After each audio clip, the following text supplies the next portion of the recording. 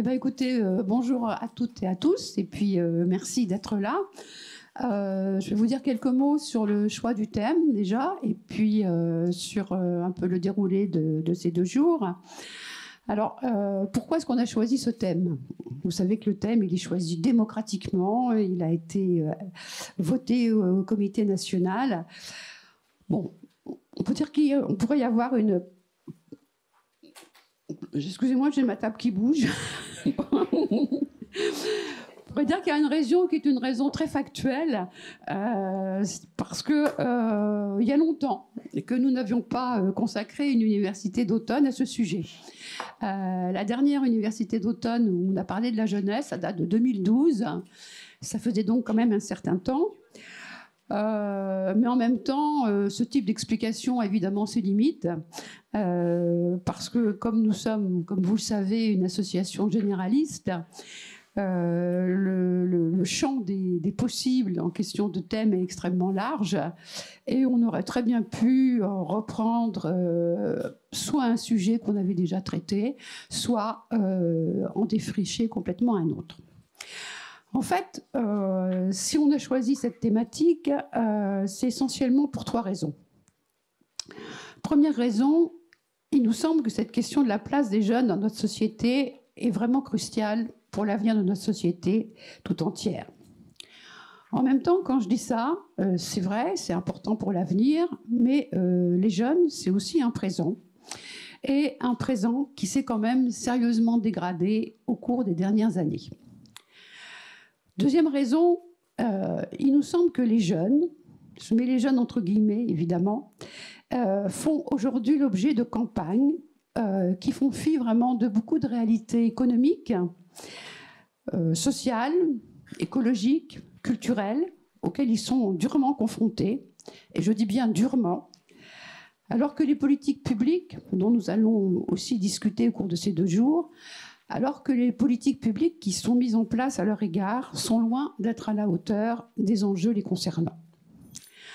Enfin, troisième raison, parce qu'il nous a semblé que le bashing, qui quand même concerne au moins une partie de la jeunesse, enferme ceci dans un certain nombre de stéréotypes qui sont souvent hors sol.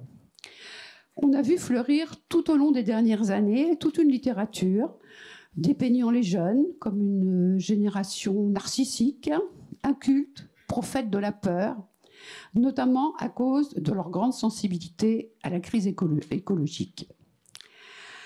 Nous reviendrons dans ces 2 jours sur chacun de ces points, mais le dénigrement des jeunes, malheureusement, n'est pas un phénomène nouveau. Et ce dénigrement, c'est toujours fait au nom d'un refrain que l'on connaît bien, c'est le fameux « c'était mieux avant ». Je ne résiste pas à citer le poète grec Hésiode, qui, 720 avant Jésus-Christ, je précise bien, écrivait déjà « Je n'ai plus aucun espoir pour l'avenir de notre pays si la jeunesse d'aujourd'hui prend le commandement demain, parce que cette jeunesse est insupportable, sans retenue, simplement terrible. » On croirait du Finkielkraut avant l'heure. Voilà. Je pourrais aussi citer Socrate, qui, 2 siècles plus tard, c'est-à-dire beaucoup plus récemment pour nous, décrivait les jeunes comme aimant le luxe, ayant de mauvaises manières, et là, on pourrait croire à du Gabriel Attal, hein, bon. Mais je reviens à Socrate, et donc les jeunes, disait toujours Socrate, se moquent de l'autorité, n'ont aucun respect pour l'âge, et à notre époque, les enfants sont des tyrans. Voilà. Comme quoi, vous voyez, bon, ça pourrait être sur le mode rien de nouveau sous le soleil, mais quand même, le dénigrement des jeunes a quand même un certain passé derrière lui. Alors évidemment, je pourrais continuer comme ça pendant longtemps, en citant aussi des journaux français ou étrangers, plutôt d'obédience conservatrice, c'est vrai, mais pas seulement. Et il est vrai qu'accuser les jeunes de tous les maux constitue depuis longtemps un véritable marronnier du regard porté par les plus âgés sur les jeunes générations. Alors, j'en viens maintenant à cette université d'automne plus précisément. Je vous mentirais si le petit groupe de pilotage qui s'est mis en place, on a formé un petit groupe là pour organiser ces 2 journées, je vous mentirais si on n'avait pas quand même été confronté à un certain nombre de difficultés pour cadrer les problématiques qu'on va voir évoquer. Première difficulté, c'est finalement, on a dit qu'on voulait parler des jeunes, mais qu'est-ce qu'on entend par jeunes exactement ? Si on s'en tient à la définition de l'INSEE, sont considérés comme jeunes les personnes âgées de 18 à 29 ans, soit environ 14% de la population française, c'est-à-dire environ 9 millions de personnes. Mais dans la vraie vie, j'ai envie de dire, les choses ne sont pas aussi figées. La photo nécessite parfois d'élargir un peu la focale, d'autant plus que la délimitation de la jeunesse varie d'un institut à l'autre, d'un pays à l'autre, d'une culture à l'autre, d'une époque à l'autre. En fait, rappelons-le, la jeunesse, tout comme la vieillesse d'ailleurs, c'est avant tout une construction sociale. Deuxième difficulté, les jeunes évidemment ne constituent pas un groupe homogène. C'est un groupe traversé par de multiples fractures politiques, sociales, culturelles. Quand on parle de la jeunesse, on peut aussi bien parler des 2 enfants de Bernard Arnault, qui sont jeunes, ou ceux de plus en plus nombreux qui survivent grâce à l'aide alimentaire et dont le quotidien est de plus en plus difficile et l'avenir de moins en moins radieux. Elle comprend aussi bien les jeunes scolarisés dans un lycée public qui manque de moyens que des jeunes scolarisés dans des établissements aussi prestigieux que le lycée Stanislas, dont il a été beaucoup question ces derniers temps. Troisième difficulté, l'université dure 2 jours, mais elle ne dure que 2 jours. C'est-à-dire que nous avons dû faire des choix dans la façon dont nous allions entrer dans la problématique de la place des jeunes dans notre société.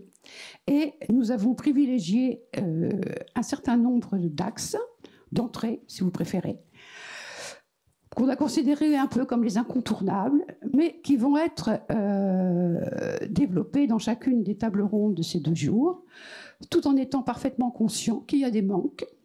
On le sait, il y a des sujets qui n'ont pas été abordés. Il y a aussi des sujets, je le dis, pour lesquels on a eu du mal à trouver des intervenants. Voilà, ça fait partie du problème. Et on compte quand même en partie sur les questions pour au moins en partie combler ces manques. Je voudrais aussi préciser quelque chose. On a essayé, puisqu'on faisait une université d'automne sur les jeunes, de ne pas parler à leur place et de donner la parole à ceux qui, pendant ces 2 jours, vont au centre de nos débats. Rien n'aurait été pire, finalement, que de ne pas les entendre. C'était pas si facile que ça à organiser, de donner la parole à des jeunes. Je crois que nous y sommes parvenus modestement, peut-être plus modestement que ce qu'on aurait souhaité, mais en tout cas, vous aurez la parole de jeunes demain dans la matinée. Ces jeunes, je vous dis tout de suite, nous en avons déjà rencontré certains. Quand je dis nous, je le dis, c'est Joël qui est là, Joël Bourdet et moi. On a rencontré quelques-uns des jeunes, soit physiquement, soit en visio. Et puis il y a même des jeunes que Joël a rencontrés toute seule. Ils viennent d'endroits extrêmement différents, de zones rurales, de zones urbaines, de zones périurbaines. Pour eux, c'est un moment qu'ils appréhendent. Ça ne va pas être facile. Voilà. Et donc, je vous demanderai demain, j'espère que vous serez encore là d'ailleurs, de savoir les accueillir, de les écouter, parce que je crois que leur moment de prise de parole sera justement un des moments forts de cette université d'automne. Voilà. J'en arrive maintenant à notre table ronde de ce matin, avec les intervenantes et intervenants. Avec l'intervenante, oui, je précise, il n'y a qu'une intervenante parce que nous avons eu une défection malheureusement pour un décès. Donc, avec l'intervenante et les 2 intervenants qui sont autour de moi, on va d'abord essayer de répondre à la question complexe suivante. Qu'est-ce que c'est qu'être jeune aujourd'hui ?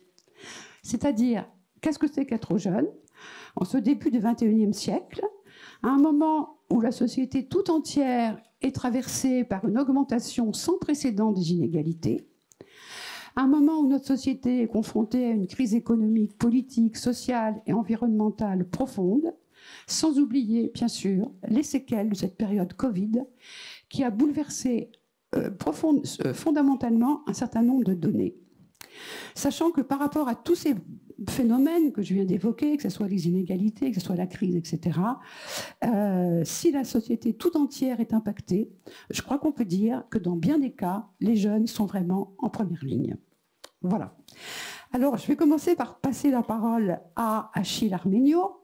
Achille Arménio, il est étudiant en sciences politiques, il est membre du bureau du Forum de la jeunesse landaise.